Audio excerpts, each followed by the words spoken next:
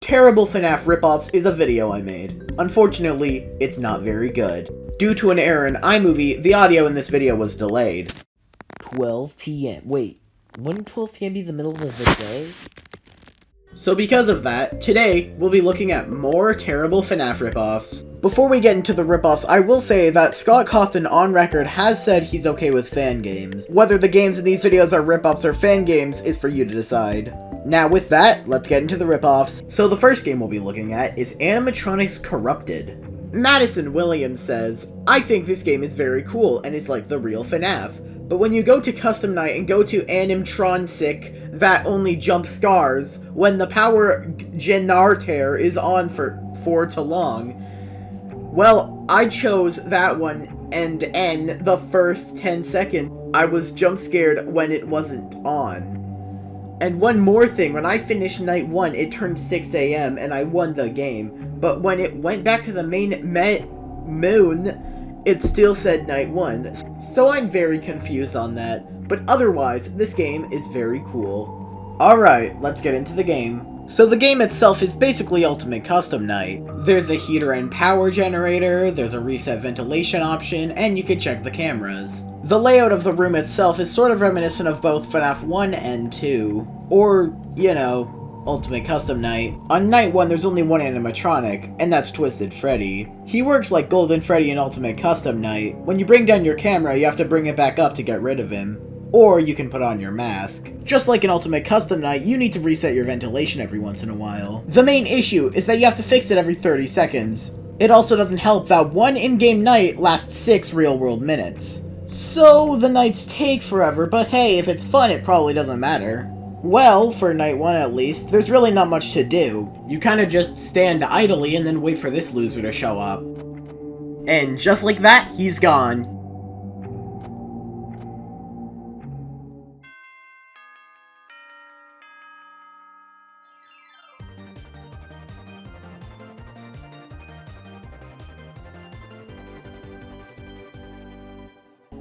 Wow! Thanks, game! Well, that kinda sucked. I guess we could try out night 2. So this night is gonna suck. One animatronic appears when you put down your camera, and the other one appears when you put it up. So basically, you're screwed. Well, let's get this over with. So the strategy I used was to camp in my office for as long as possible. When I needed to reset the ventilation, I checked my doors and then pulled up my camera. After that, I just hoped for the best. But eventually, I couldn't be so lucky.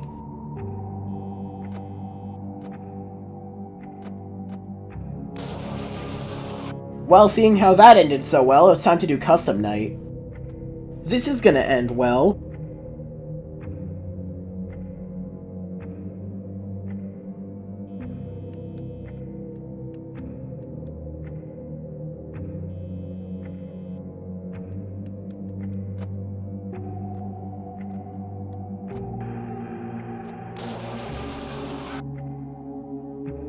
Huh. The next game we'll be looking at is Five Nights at Means 2, The Return of Bigchungus. Dahlia Rogers says, "It's super scary. Warning, if you get scared easily, this is not a good game for you. It is your choice to face your fears." Devil emoji. Wow, now this is truly terrifying. Let's just start the game before I pee my pants from Five Nights at Memes 2, The Return of Bigchungus. Well, as my good friend Sam once said, "And wow, look at these gaming graphics." And I think that phrase fits really well for this game too. The way this game works is sort of like FNaF 2. There's a music box and a mask, and when an animatronic comes in your room, you wear a mask. On night 1, you only have to deal with 2 animatronics, a gnome and Purple Shrek. Do it! Just do it! Unlike in FNaF 2, the music box has to be spam clicked instead of held, which can get pretty annoying. Also, it's not a music box, it's snacks. Wait, why does it need to be fed snacks? What if I just don't feed it? Oh wow, it's Shaggy! So night 2 brings 2 more animatronics, Moto, and a moth. The moth comes through the left or right vent and has a timer for when it attacks. You have to close the door by the time it attacks, or you die. Moto goes down the center hallway, and when it gets close to you, you close the door. You could only close one door at a time, for either a vent or the hallway. Overall, this game's alright, but the biggest criticism is that it's basically FNaF 2, but again. The next game we'll be looking at is 8 Horror Nights at School, Scary Holidays. So after giving out my personal information to a shady company, I am now playing 8 Horror Nights at School. But, okay, that information's a little too personal. So an interesting mechanic is that at the beginning of each night, you get to pick the cameras that you get to use. Now this goes down every night, so it leads to some interesting gameplay where you have to choose which cameras are the most important. So the gameplay loop is simple enough. You check cameras to see where they are, and then you close the door when they get close. Now you might be thinking, wait, can you just close the doors when they get close? Well, you really can't. The doors close unbelievably slowly, so by the time you see them, they're already in your office. By the way, I'm just gonna mention how terrible these jump scares are. I might want to mention that this game looks somewhat similar to a game I covered a little while ago called Nights at Survival Pizzeria. Both the menus don't have text, the enemies move in front of you, and they both look like they were made in 2003. Believe it or not, but I actually think Nights at Survival Pizzeria is better than this. And that's for one main reason. In Nights at Survival Pizzeria, you get ads before and after the nights. But in 8 Nights at School, there's ads in the middle of gameplay, which is a really bad gameplay decision. Also, the cameras are very staticky and annoying. It's like they're trying to hide anything possibly good about this game. Also, the nights last 8 hours instead of 6, which is annoying. Overall, I really didn't enjoy this game. It definitely could have been way more interesting than it was, which is a shame. So the next game we'll be looking at is, oh god, Animatronic Night Horror Jump Scare. Wow, I'm so excited. Okay, what's with mobile games trying to hack into my account? Why does this game need to make phone calls? So first impressions aren't very good. The title screen looks like it was made in 5 minutes, and there's some 3rd graders OC in the middle of the screen. It doesn't help that the title screen looks about as good as your average YouTube thumbnail. Well, let's get into the game. So this game looks, what was that word again? Oh yeah, bad. It doesn't help that the game also runs badly. It's out here looking like a PowerPoint presentation.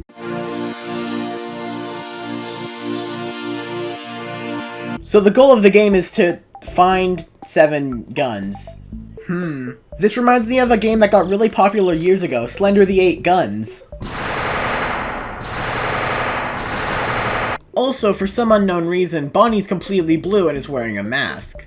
Just like in Scary Teacher 3D, you could see a camera feed of the enemy. However, it doesn't remotely help because the background is all the same. Every 30 seconds or so, gameplay gets interrupted to give you an ad. Now personally, I think interrupting gameplay to deliver an ad is probably one of the most annoying things in all of gaming. But for this I'll make an exception because I'd actually rather watch the ads than play this goddamn game. Graphically, the game's alright, except for the fact that Bonnie's missing all his textures and the soldier looks like he came right from the PS2.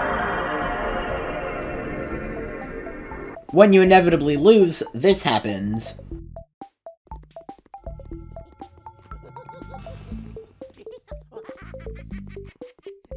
Overall, this game is bad.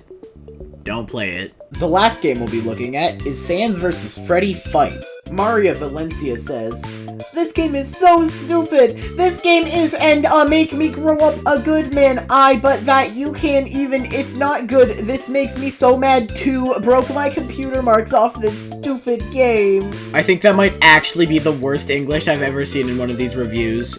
Sans vs. Freddy. Who would win? A being of the undead that could summon giant lasers with the flick of the wrist? Or an animatronic teddy bear? You decide.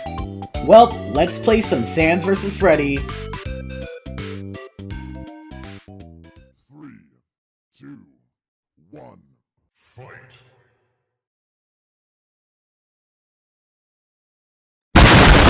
So the gameplay itself is, this. You're kinda just vibing in zero gravity. There's no way to control the game other than the joystick, which means there's no punch or kick buttons. So, yeah, this is it. There's no background music, so it ends up sounding very awkward. Not completed, but I was doing so well! Ladies and gentlemen, boys and girls, it's time for the main event. In this corner, weighing approximately,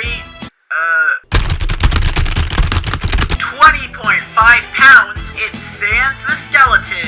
And in this corner, weighing who knows, it's Freddy! Yeah, that guy. Now fight!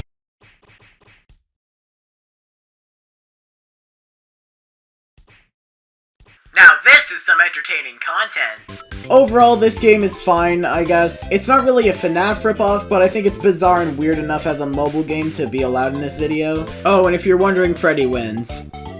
Well, that's it for today, gamers. If you enjoyed this video, please like and subscribe, etc. And, yeah.